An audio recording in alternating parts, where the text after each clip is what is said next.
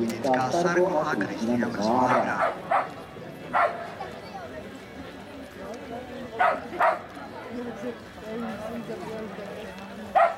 Fajný holky.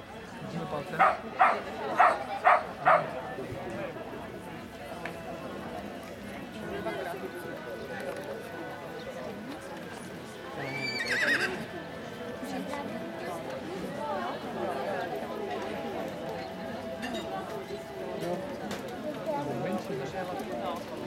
To je nejmenší.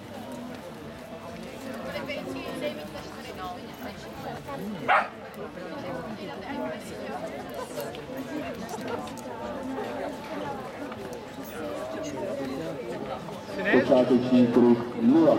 Nájezd na jedničku 0. 1, 0.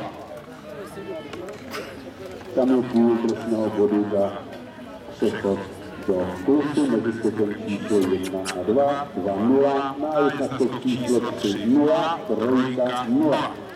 Obrat na pravou ruku na skok číslo 3. Bouře prochválán 0. 3, 0.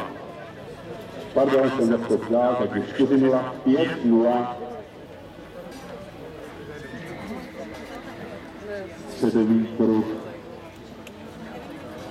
který by měl být o průměru 20 metrů, velikost velkého kruhu, takže jeden trestný bod za špatný nohosled a přiblížení ke kombinaci 6A0, 6B0. A opět máme jeden trestný bod za stopidování se skokem číslo 7.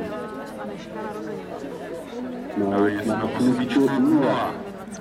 8 půl za ztrátu rytmu a nájezd na skok číslo 9, 0, 9, 0. A závěrečný kruh.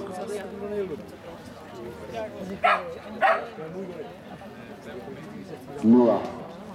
Celkové hodnocení 1,5.